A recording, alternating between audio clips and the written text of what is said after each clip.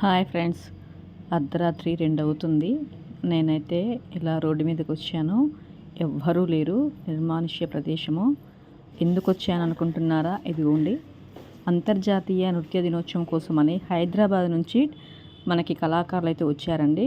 వారు అక్కడ సాయంత్రం 6 గంటలకి కాకతీయ ఎక్కితే కొత్తగూడెం నుండి పాలొంచుకు రీచ్ అయ్యేసరికి అయితే మిడ్నైట్ 2:30 అయిందండి.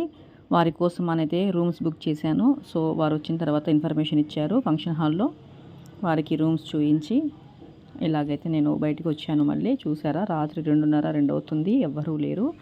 నాకు ఇంటి పక్కనే మాకు ఫంక్షన్ హాల్ ఉండడం వల్ల నేను మా రూబీని తీసుకొని వచ్చానండి, ఒక్కదాన్నేమి రాలేదు. ఇదిగోండి, హైదరాబాద్ వాళ్ళు డ్యాన్స్ కూడా చేస్తున్నారు. మార్నింగ్ రెడీ అయిపోయి వాళ్ళు కళ కోసం అని హైదరాబాద్ నుంచి ఇక్కడ దాకా వచ్చారంటే వారికి ఎంత ఇష్టమో నృత్యం అంటే ఒకసారి ఆలోచించండి. నృత్య దినోత్సవం రోజు ఇలా కళల్ని ప్రదర్శించడము, వారికి ఉన్న ఇంట్రెస్ట్, వాళ్ళ మేడంకు ఉన్న ఇంట్రెస్ట్. సార్ ఒకసారి ఆ నృత్యం గురించి వర్ణించమని చెప్పారు. హైదరాబాద్ నుంచి వచ్చారండి మనకి శృతి మేడము. చాలామంది అయితే లోకల్ వాళ్ళే అటెండ్ అవ్వలేదు, కానీ నాకు దూర ప్రాంతాల నుంచి వచ్చిన వాళ్ళకి చాలామంది వచ్చారండి. మేడము ప్రకృతి గురించి సాంగ్ చేశారని చెప్పేసి అయితే చెప్తున్నారండి. మేడం స్పీచ్ తర్వాత వాళ్ళ స్టూడెంట్సే ఉన్నారు, ప్రకృతి గురించి ఒక సాంగ్ చేశారు, నేచర్ని కాపాడుకోవాలి అని. సో నాకైతే 1 మినిట్ కంటే ఎక్కువ వీడియో చూడరు కాబట్టి నేను అన్నీ ఇలాగా వీడియోలో చిన్నగా సెట్ చేశానండి.